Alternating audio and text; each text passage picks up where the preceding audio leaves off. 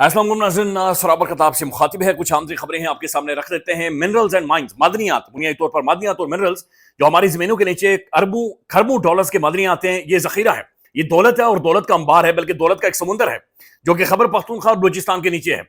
ये डायनामिक्स इस पूरे खित्ते के बदल देगा। ये हम सब की जिंदगी, हमें तो रोटी छोटी मिलेगी, लेकिन पूरी इस पूरे मुल्क की तकदीर और पूरे खित्ते की तकदीर बदल सकता है। इतने ज्यादा वफर तादाद में मदनियात हैं जो कि हमारी जमीनों के नीचे मौजूद हैं।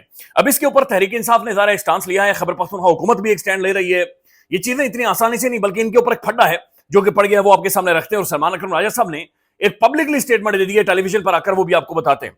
लेकिन उससे पहले जो बड़ी खबर है, आज बैरिस्टर गौहर साहब, बिल्कुल उन्होंने पहली दफा वो जो क्यूटी वाला टैग था या बारबी डॉल जो लोग उन्हें विद रेस्पेक्ट बसद एहतराम लोग उन्हें कहा करते थे, आज उन्होंने उठार कर बाहर फेंका है। आज पहली दफा बैरिस्टर गौहर साहब गुस्सा हुए हैं और ठीक ठाक पड़े। बैरिस्टर गौहर साहब ने आज कोरा तोड़ा है, यानी कोरा तोड़कर आज उन्होंने कहा कि मेरा ऑर्डर चलता है, मेरा ऑर्डर। और मैंने सुना कि कहीं इसके बाद उन्होंने ये भी कहा होगा, और मैं हूं यहां का जयकांत शिकरे, ये नहीं उन्होंने कहा, लेकिन उन्होंने कहा मेरा ऑर्डर चलता है लाले, मेरा ऑर्डर चलता है। बैरिस्टर गौहर साहब को सुन लें। को बताइए आपने, उन्होंने क्या कहा? ये वजाहत जब दी, वजाहत आपने दी तो उन्होंने क्या कहा? आगे से क्या हुआ? सलमान अकरम राय साहब को ये चीज आपने बताई, वजाहत दी इस हवाले से, तो उन्होंने क्या फिर आगे से कहा? क्या ये जो आपने भी बात बताई कि इस वजह से मैं चेयरमैन हूँ, पूरी पार्टी मुझे वजाहत देगी, मैं किसी को वजाहत दूंगा? मेरे दस्तखतों से टिकट मिलते हैं, मेरे दस्तखतों से इश्यूज होते हैं। खान के बाद मेरा ऑर्डर चलता है, और जब तक खान का एतमाद है वही रहेगा, और खान के एतमाद को कभी टेस्ट नहीं पहुंचाऊंगा। जिंदगी देने को आज दे जाऊंगा, लेकिन खान ने अपनी सीट मुझे दे रखी है। जिंदगी चली जाएगी, लेकिन ये जान खुदा के बाद खान सर, आपने इमरान खान को बताया कि मैदान में जो सर हमला हुआ था, ड्रोन हमला, उस पे खान साहब ने क्या कहा? खान साहब को उस पे सर गौर साहब ने क्या आपने खान साहब ने बैरिस्टर गौहर साहब आज तपे हैं। बैरिस्टर गौहर साहब ने आज जवाब दिया है। बैरिस्टर गौहर को गुस्सा चढ़ा है, उनका खून गर्म हुआ है और उन्होंने खुलकर हमला किया है सलमान अकरम राजा साहब के ऊपर। तहरीक इंसाफ के अंदर बड़ी खौफनाक लड़ाइयां ऑलरेडी चल रही थी, लेकिन ये एक चौमुखी लड़ाई है जो कि शुरू हो गई है। सलमान अकरम राजा साहब एक तरफ खड़े, पाकिस्तान का सोशल मीडिया एक तरफ खड़ा है, पाकिस्तान के अंदर जो इंडिपेंडेंट लोग हैं जो कि इमरान खान की रिहाई चाहते हैं वो एक तरफ खड़े हैं, दूसरी तरफ बैरिस्टर गौहर साहब खड़े हैं, अली अमीन गंडापुर साहब खड़े हैं, फिर जनाब बैरिस्टर अली जफर साहब है, वो भी सब एक तरफ आकर खड़े हो गए। तो ये कुछ एक चीजों के ऊपर, खासतौर पर इमरान खान साहब की बहनों के ऊपर ये जो तनाज़ा है ये आगे बढ़ता जा रहा है और ये इख्तिलाफात मजीद बढ़ेंगे। क्या इससे तहरीक इंसाफ को या खान को फर्क पड़ेगा? एक तो ये बात समझे कि इनके इख्तिलाफात से तहरीक इंसाफ को या खान को घंटा फर्क नहीं पड़ेगा, घंटा इससे फर्क नहीं पड़ेगा। और इमरान खान मेरे ख्याल में इस चीज को सीरियस भी नहीं ले रहा होगा, क्योंकि देखें एक लंबा टाइम हो गया है, 600-650 दिन हो गया है, तो इमरान खान को तो समझ आ गई है कि बाहर इनकी कितनी एक सकत है या कितनी एक ताकत है इमरान खान के लिए सड़क पर आकर मुज़ाहमत करने के लिए या खान की रिहाई करवाने के लिए। वो तो सबके सामने ऑब्वियस नजर आ गई है। अब यहां पर एक्सेप्शन क्रिएट करे हम या मेरे जैसा बंदा बाज़ बहुत ज्यादा तल्ख हो जाता है, ये जानते बूझते हुए भी कि इन्होंने बहुत कुर्बानियां दी हैं, बहुत मारे खाई हैं, इनके बच्चे, उनकी जिंदगियां बर्बाद हुई हैं, इनके कारोबार तबाह हुए हैं, यानी इनके लिए भी जमीन बिल्कुल तबाही निकाल कर रखी है। लेकिन सवाल यहां पर यह पैदा होता है कि जिस चीज के लिए, जिस कौज के लिए आपने कुर्बानी दी है, जिस चीज के लिए आपने वोट दिया था, इमरान खान की रिहाई के हवाले से मुज़ाहमत आप भूल चुके हैं, मुफाहमत आप कर नहीं सकते, स्पेस आप बना नहीं पा रहे, बैकडोर डिस्कशंस आप कर नहीं पा रहे, मुज़ाकरात की टेबल अभी तक आप बिछा नहीं पाए। मुज़ाकरात के अंदर से चले आप बहुत तगड़े होते हैं ना डिप्लोमेटिकली भी, यानी आप इतने तगड़े होते हैं कि आप बैकडोर चीजों को सॉर्ट आउट कर पाते, या शहबाज शरीफ साहब की तरह डिग्गी के अंदर बढ़कर आप जाते और मामलात को सॉर्ट आउट, यानी वो सकत भी इनके अंदर नहीं है। ये कोई भी एंगेजमेंट आपकी कहीं पर भी इनके अंदर नहीं आती। यानी आज भी जब आप देखेंगे बैरिस्टर गौहर साहब ने गुस्सा चढ़ा है, उन्होंने बातें की हैं, सख्त बातें की हैं, लेकिन वो सब बातें इसलिए थी चूंकि बैरिस्टर गौहर साहब पहली दफा टारगेट हुआ था। पहली दफा बैरिस्टर गौहर साहब को सलमान अकरम राजा धकेल कर उस किचन के अंदर लेकर गया जहां पर उन्हें हीट महसूस हुई, तो बैरिस्टर गौहर साहब का पारा चढ़ गया। जब खान का मामला आता है ये क्यूटी बन जाते हैं, खान का मामला आता है ये बारबी डोल बन जाते हैं, ये कहते हैं मैंने फैसला करना है और ये फैसला अभी तक हम नहीं कर पाए, हम फैसला करेंगे कि हमने क्या करना और हम फैसला करके बहुत जल्दी फैसला कर देंगे। वही चीजें जो नजर आती है बैरिस्टर गौहर साहब की, इसके अलावा कुछ भी नहीं है।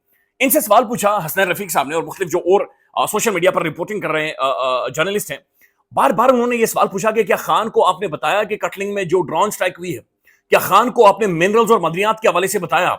इस पर बैरिस्टर गौहर साहब देखिएगा दाएं बाएं आगे पीछे, बल्कि उन्होंने ये स्टेटमेंट दे दी कि खान ने अंदर मुझे ये कहा है कि बाहर जाकर कोई भी बात नहीं करनी। यानी खान अंदर बैरिस्टर गौहर साहब को ये कह रहा है कि बाहर जाकर आपने कोई बात नहीं करनी। ये भी सुन लें।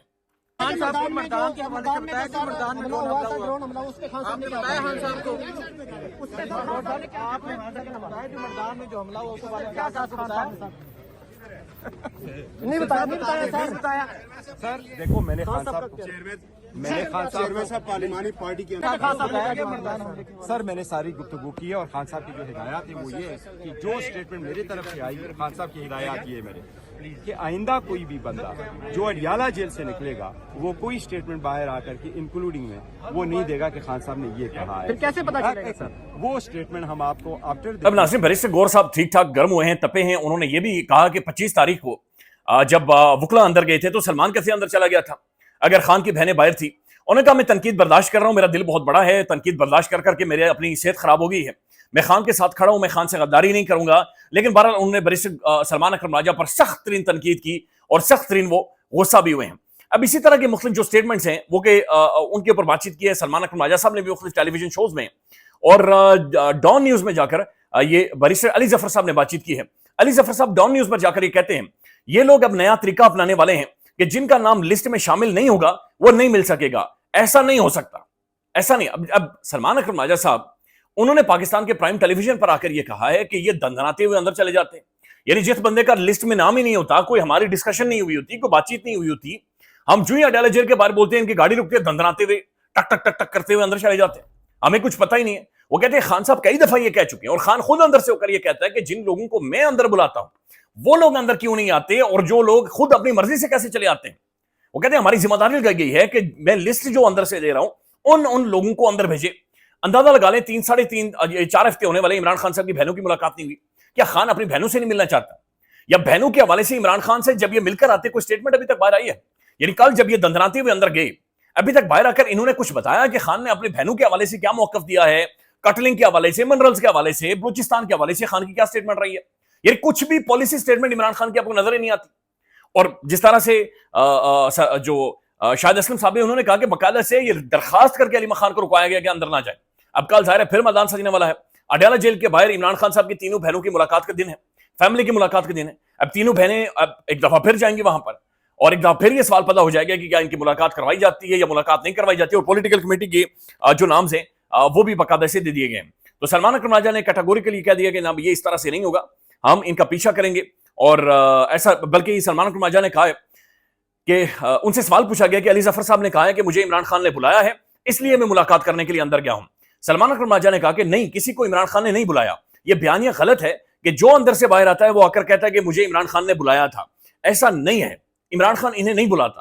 عمران خان ہمیں بتاتا ہے, بہنوں کے ذریعے کنوے کرتا, باقاعدہ سے ایک لسٹ بنا کر بھیجی جاتی ہے اور اس لسٹ کے تحت عمران خان جن جن سے ملاقات کرنا چاہتا ہے. اب یہ جو ملنے جا بھی رہے عمران خان سے, آپ ایک لمحے کے لیے سوچیں نا, اچھا یہ کوئی پالیسی اسٹیٹمنٹ دے سکتے ہیں کیا؟ ان کی عوام کے اندر وہ پذیرائی ہے, لیجیٹیمیسی ہے, عوام ان کی باتوں کو فالو کر رہی ہے, عوام انہیں سمجھ رہی ہے, عوام کیا سمجھ رہی ہے کہ یہ لوگ ٹھیک ہیں؟ بہت سارے سوالات ہیں جو ان کی کریڈیبلٹی اور بہت سارے حالات کے حوالے سے یعنی اٹھائے جا سکتے ہیں.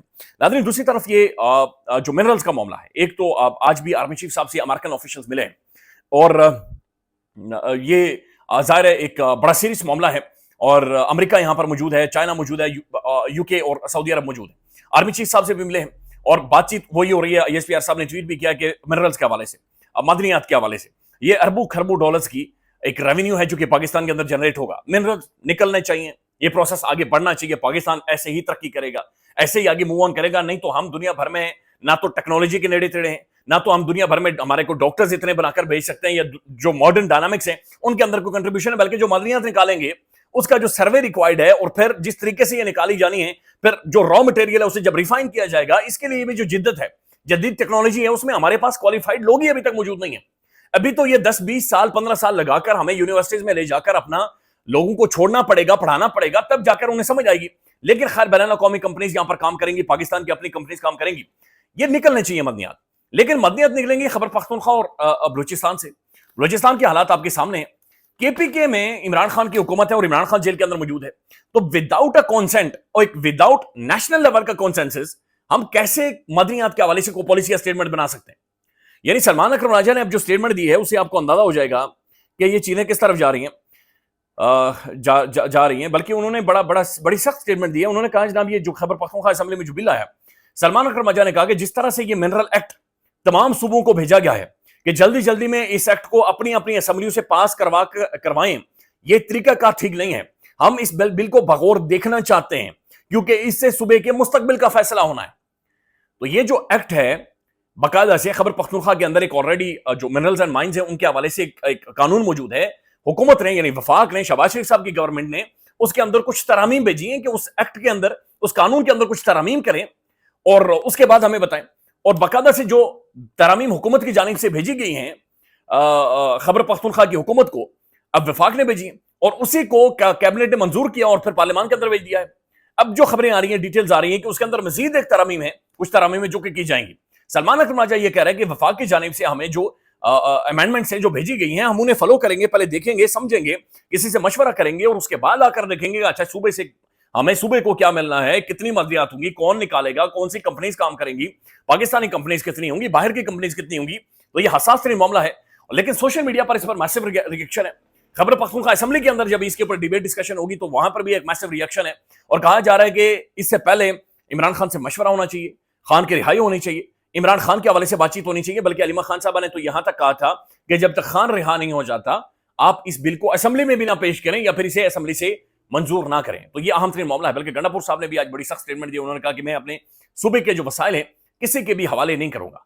ये जो मामला है मिनरल्स वाला, ये मामला फंसता हुआ महसूस हो रहा है और लेट्स सी के किस तरफ जाता है। दूसरी तरफ जो अमेरिका ने रिपोर्ट जारी की है पाकिस्तान पर जो टैरिफ लगने की वजूहात है वो हमारे सामने, और इसकी सबसे बड़ी वजह इंटरनेट बंद, सोशल मीडिया बंद, एप्स बंद, डेटा बंद, यानी कि जो दुनिया की मॉडर्न दुनिया की एक सर्विलेंस पाकिस्तान के हवाले से थी वो बंद कर दी। यानी कि आपने अपने अवाम के साथ इंसानी ह्यूमन राइट वायलेशंस किए, आपने इस अवाम पर जुल्म किया है, जो कि अब अमेरिका भी बोलना शुरू हो गया है। ख्याल रखिएगा, अपडेट करेंगे। अल्लाह हाफिज।